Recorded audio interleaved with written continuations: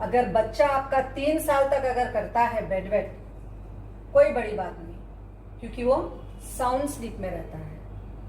लेकिन यदि बच्चा आपका 5 साल से 12 साल की उम्र तक करता है तो चिंता की बात है, बहुत चिंता का विषय है। आप उस बच्चे को बार बार छेड़े जाते हो, शर्म नहीं आई? कल रात में बिस्तर गीला कर डाला। और अगर ग्रैंड पेरेंट्स रहेंगे तो बोलेंगे पता नहीं जब देखो तब गंगा जमुना बहाते रहता है।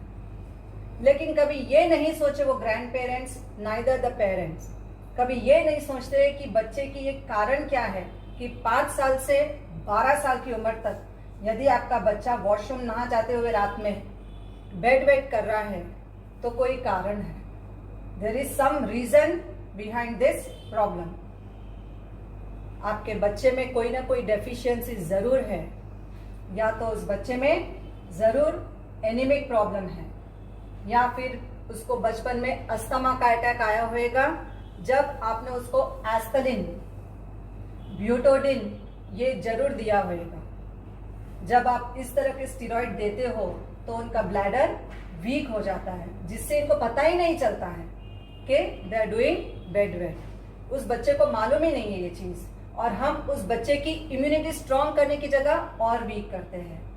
ऐसे बच्चों को कभी डांटना नहीं है। जो बच्चे बेड वेटिंग का करते हैं प्रॉब्लम, जिन बच्चों को है 5 साल से 12 साल की उम्र तक, उन बच्चों को कभी डांटना मत। इन बच्चों को इनकी इनर एनर्जी को बढ़ाना है। कोई ना कोई कारण जरूर है जो हम इस चीज को समझना नहीं चाह रहे। और सबसे बड़ी बात, पेरेंट्स से गलती हो जाती है कि बच्चों को हॉरर मूवी, हॉरर शोज रात में दिखाना शुरू कर देते हैं। Don't show them horror movie and horror show, and make sure your child must not read any suspense novel in the night. डर के मारे उनको ऐसे ड्रीम्स आते हैं जिससे उनको बेड वेटिंग की प्रॉब्लम शुरू हो जाती है। तो बी केयरफुल कि कभी अपने बच्चों को horror movie, horror show and suspense novel नहीं पढ़ाएं। हो सकता है कि आपके बच्चे को डायबिटीज रहा हो, आपको पता ही नहीं है, जिसकी वजह से बच्चा बेड वेटिंग का प्रॉब्लम है उस बच्चे को। हो सकता है कि उस बच्चे के पेट में कीड़े हैं, वर्म्स हैं, जिसकी वजह से जब रात में बच्चा सो जाता है तो वर्म्स क्या करते हैं, इरिटेट करते हैं उनके ब्लैडर को, और एकदम यूरिन पास हो जा रहा है unknowingly the child is passing urine. उसको पता ही नहीं है ये बात, लेकिन हम उस बच्चे को बहुत लो फील कराते हैं। स्कूल में टीचर को बोलेंगे, जाके दोस्तों से बोलेंगे। उस बच्चे को तो एक रात किसी गेस्ट के घर में उतरना है तो बोलेगा नहीं मुझे नहीं जाना है। कि बच्चे का अपमान मत करिए जो बच्चा आपका बेड वेटिंग के प्रॉब्लम से पास हो रहा है। उसको स्ट्रेंथ दीजिए, उसको बोले कोई बात नहीं बेटा, धीरे धीरे सब ठीक हो जाएगा। Check with your child if he is doing bed wetting, तो you have to make sure कि सबसे पहले उसकी शुगर टेस्ट जरूर कराएं। Second, whether your child is anaemic और not, you have to check whether the immunity of a child is low or not, you should know that, and whether they have worms or not. सबसे बड़ी बात यह है कि आप अपने बच्चों को देखते हैं, कई बार बच्चा उल्टा लेटता है। जो बच्चा पूरी रात उल्टा लेटा हुआ है उसकी सारी नसें कमजोर हो जाती है नीचे की, क्योंकि प्रेशर पड़ रहा है वहां पे, उसका सेंसेशन बंद हो जा रहा है। तो बच्चे का पोस्चर आप सीधा करो, या तो आप सीधा लेटो या करवट पे, लेकिन उल्टा नहीं। उल्टा लेटने से नीचे का प्राइवेट एरिया नम हो जाता है, तो बच्चे को इस बात का ध्यान नहीं रहता है। And secondly, you have to be very careful कि you have to change the diet of your child. आप क्या करते हैं, बच्चे को सुबह ब्रेकफास्ट मैगी, पास्ता ये सब दिए जा रहे हो। You have to give healthy food, you have to give healthy breakfast to your child and give heavy lunch to your child. हम कई बार खाली 2 रोटी सब्जी खिला के उठा देते हैं बच्चे को, नहीं। Breakfast healthy, lunch heavy, dinner should be very light. जितना लाइट रहा उतना आपका बच्चा यूरिनेशन की प्रॉब्लम उसकी खत्म हो जाएगी, बेड वेटिंग की प्रॉब्लम खत्म होगी। एंड मेक श्योर कि आपका बच्चा 7:30 बजे तक खाना खा ले। 7:30 के बाद 2 घंटे के बाद तक उसको पानी नहीं देना है कि 7:30 डिनर हो गया, a glass of water finished, and then सोने से पहले 9:30 अगर आपका बच्चा जाता है सोने के लिए तो 9:30 आपको क्या करना है, उसको बोलना है कि बेटा वॉशरूम जाकर आ जाओ, वॉशरूम जाके आओ, मस्ट है ये। अब सबसे मुख्य कारण कि आप अपने बच्चे को कितनी किताबें दे रहे, मेरा ये मैसेज खास करके स्कूल के हर टीचर और हर प्रिंसिपल के लिए है कि आपने जो गवर्नमेंट का जो ये सेंट्रल बोर्ड सिस्टम जो रखा है, जहाँ पे एक साथ बच्चे के बैग में होती है 10 से 12 किलो का वजन स्पाइनल कॉर्ड पे लिए चल रहा है, बच्चा स्पाइनल कॉर्ड के ऊपर लिए चल रहा है, बच्चा देखना ऐसे चलेगा। दूसरा हाथ में दे दिया गया उनको टिफिन बॉक्स, तीसरा दूसरे हाथ में दे दिया जाता है उनको वाटर बॉटल, बगल में योगा मैट, दूसरे बगल में प्रोजेक्ट वर्क। लेबर नहीं है कि आप अपने बच्चे, आपके पास बच्चा आता है लर्निंग के लिए, लेबर वर्क के लिए नहीं आ रहा है बच्चा।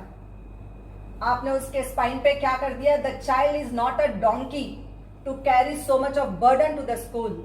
मेक श्योर कि child should not carry so many books to the school. हर किताब लेके जाना है उस बच्चे को, क्योंकि टीचर कभी भी कुछ भी मांगेगी, तो don't do that thing. I kindly request all the principals and teachers not to do this thing. शिक्षक और सड़क आपके बच्चों को और मुसाफिरों को अपनी मंजिल तक पहुंचाने का काम करता है। आपके स्टूडेंट्स आपके देश का भविष्य है। तो आई kindly request all the teachers and all the principals not to give burden to the child by giving so much of work and so much of load. They are not the labor, they are coming to your school to learn something. So you should be very careful कि child has to learn something and you have to take them, you have to make the best child of the world. लेकिन आप उसकी जगह उसको labour work करवा रहे हो, आप उसको डोंकी समझ रहे हो। The child is not donkey. जब आपका बच्चा बैग इतनी 12 से 13 किलो की उठाता है तो उसका स्पाइन वीक हो जाता है। यूरिनरी ब्लैडर से जो स्पाइनल कॉर्ड की तरफ जाते हुए ब्रेन में जो मैसेज पास होना था, वो मैसेज पास नहीं हो पा रहा उस बच्चे को। एंड उन बच्चों की उंगलियों को आप देखना बड़ी वीक रहेगी। एक तो आपने क्लास में क्लास वर्क कराया, पूरा दिन बच्चे की गर्दन कैसी रही, झुकी हुई रही।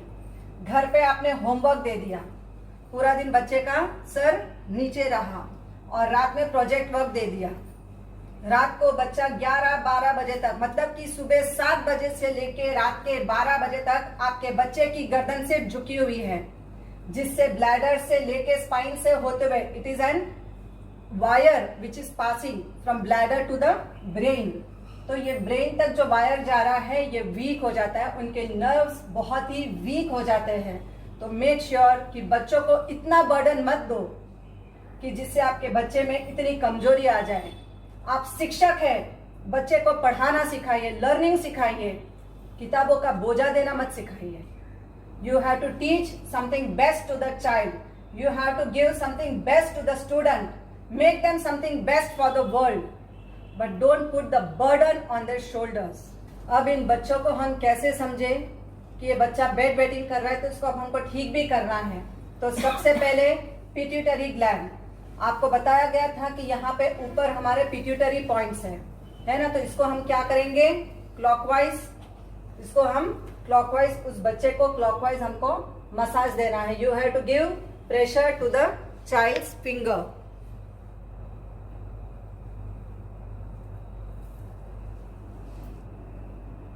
आज से 15-20 साल पहले जब हम स्कूल जाते थे, तभी हमने कभी टीचर को ये नहीं बोला, teacher can I go to washroom.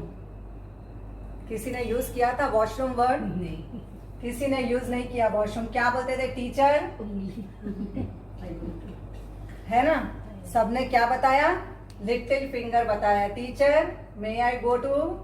लेकिन वॉशरूम वर्ड तो था ही नहीं उस वक्त, था नहीं था ना। तो हमको क्या करना है, this little finger goes directly to the bladder.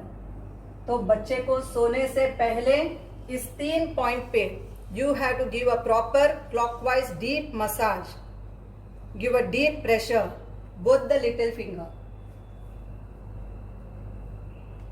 आगे भी पीछे भी, जिससे धीरे धीरे धीरे आपके बच्चे के अंदर के जो नर्व्स वीक हो गए हैं ये वापस ठीक होने शुरू हो जाते हैं। एंड बिकॉज बैक का प्रेशर बहुत रहने से उस बच्चे के ऊपर स्पाइनल कॉर्ड की नर्व्स वीक हो गई है, तो हमको यहाँ से आपको बताया गया था कि सामने का थंब आपका फेसिंग करता है फेस को, तो बैक साइड क्या हो गया हमारा स्पाइन, तो पीछे स्पाइन को हमको क्या करना है, बच्चे को यहाँ पे हमको मसाज देना है ताकि उनके स्पाइनल नर्व्स वापस स्ट्रेंथनिंग हो जाए।